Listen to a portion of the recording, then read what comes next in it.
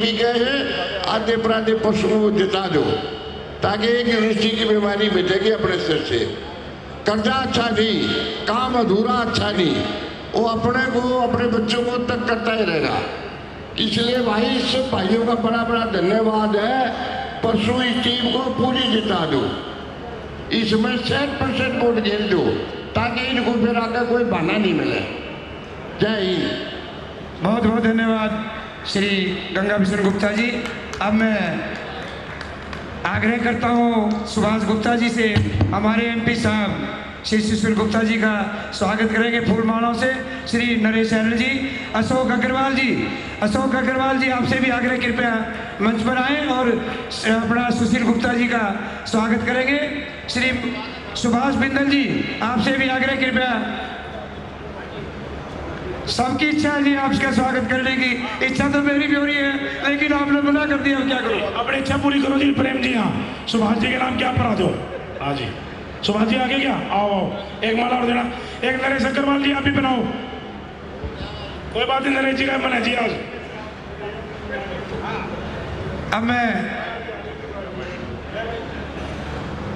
अब मेरे ख्याल में तो सबसे प्रार्थना है कि कृपया जो भी खाना ले रहे हो वो अपना खाना डलवा करके सामने आ जाए।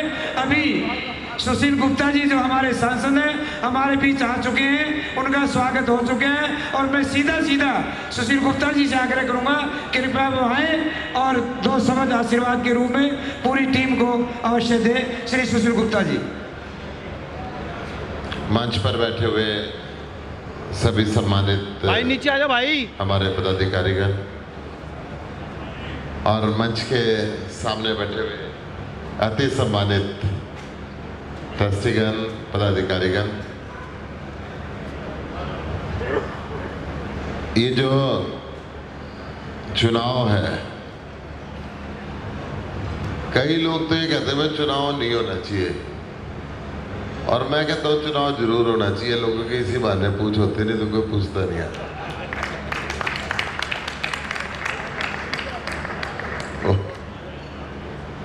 तो चुनाव से दो फायदे हैं।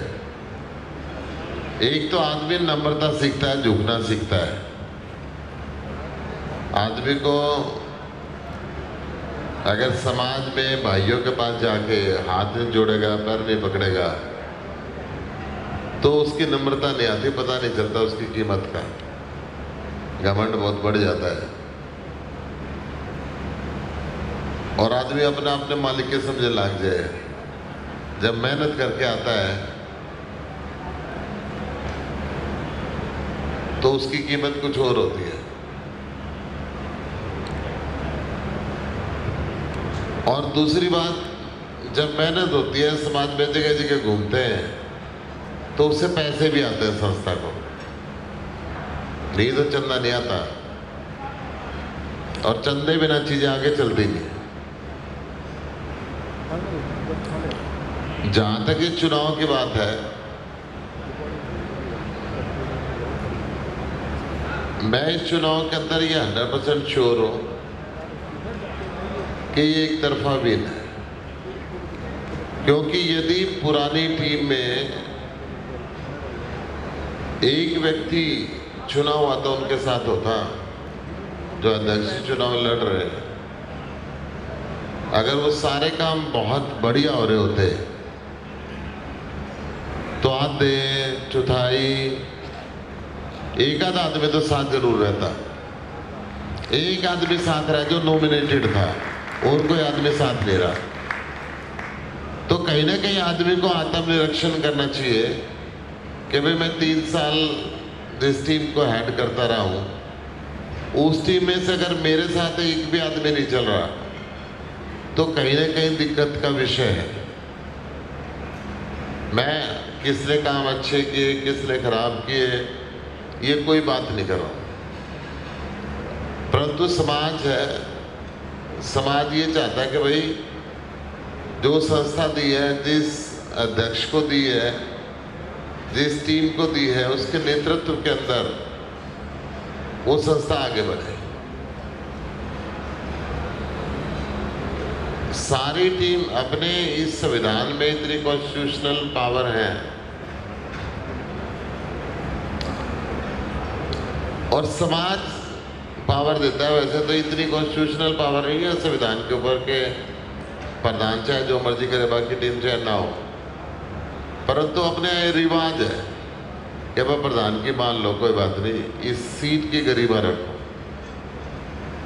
और उस सीट की गरिमा हमेशा रखी जाती है और रखी गई है। मैं ये बात बता रहा हूँ जी, ये 400 बेड का हॉस्पिटल था, 300 का हो गया अभी, सिर्फ इसलिए कि चैरिटी कम करनी पड़े। अगर चैरिटी कम करनी है तो फिर समाज पे चंदा क्यों मांगे? अगर इसको हम कमर्शियल भी मान के चले कि उद्देश्य सिर्फ प्रॉफिट कमाना है, इस ट्रस्ट का उद्देश्य प्रॉफिट कमाना कभी भी नहीं रहा। इस ट्रस्ट का उद्देश्य है कि ये सेल्फ सफिशिएंट चले, चैरिटी बढ़े, बिजनेस बढ़े, उससे 2 रुपए का मुनाफा भी अपने आप बढ़ेगा।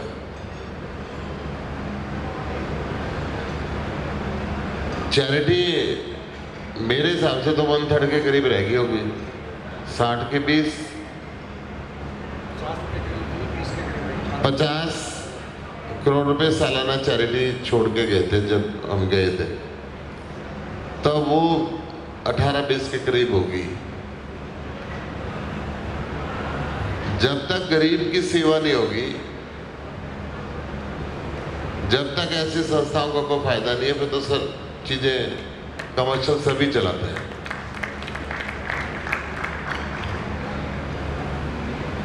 और ट्रस्टी है, हम मालिक नहीं है। ट्रस्ट का मतलब है विश्वास। इस विश्वास पे चीज दी गई कि जिस भी कार्यकारिणी को हम संभलवा रहे हैं वो इसको और आगे बढ़ाएगी। ईमानदारी की बात है कि मैं इस इलेक्शन में पार्टिसिपेट नहीं कर रहा हूँ। मैं ये फर्स्ट मीटिंग आया हूँ, एक बार इलेक्शन के कार्यकारिणी की ओपनिंग पे आया था, मगर टीम बनाने के अंदर मेरा कंट्रीब्यूशन रहा। क्यों रहा? इस कार्यकारिणी से पहले कार्यकारिणी के दौरान 250 करोड़ रुपए का चंदा हमने मांगा और उसको समाज में समर्पित करने के लिए वहाँ लगा दिया। बहादुरगढ़ के अंदर के एक मेडिकल यूनिवर्सिटी बनाएंगे, 900 बेड का हॉस्पिटल बनेगा, मेडिकल कॉलेज बनेगा, पैरामेडिकल कॉलेज बनेगा, नर्सिंग कॉलेज बनेगा, हॉस्पिटल मैनेजमेंट कॉलेज बनेगा और फिर यूनिवर्सिटी में कन्वर्ट होगा। नर्सिंग कॉलेज शुरू कर दिया था, मेडिकल कॉलेज शुरू करने की प्लानिंग थी।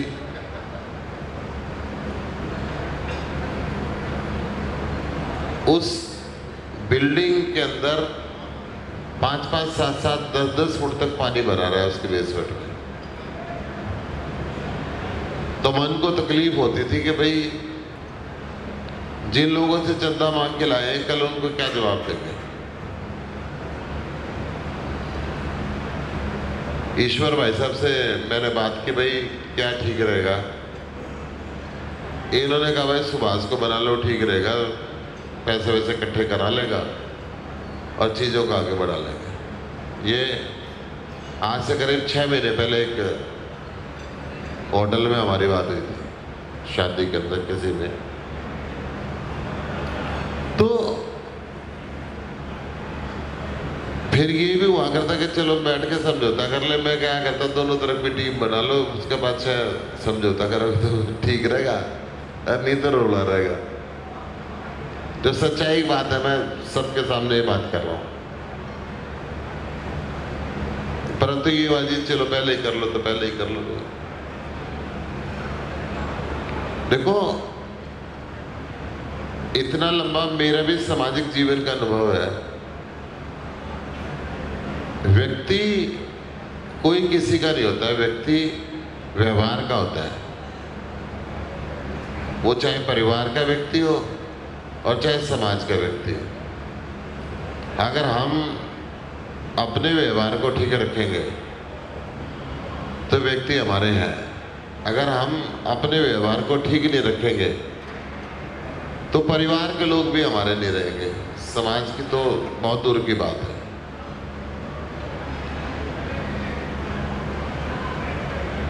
तो अपना पराया कोई है नहीं, या तो सारे अपने, या फिर आदमी दुनिया में अकेला आता है, अकेला जाता है, कोई नहीं है।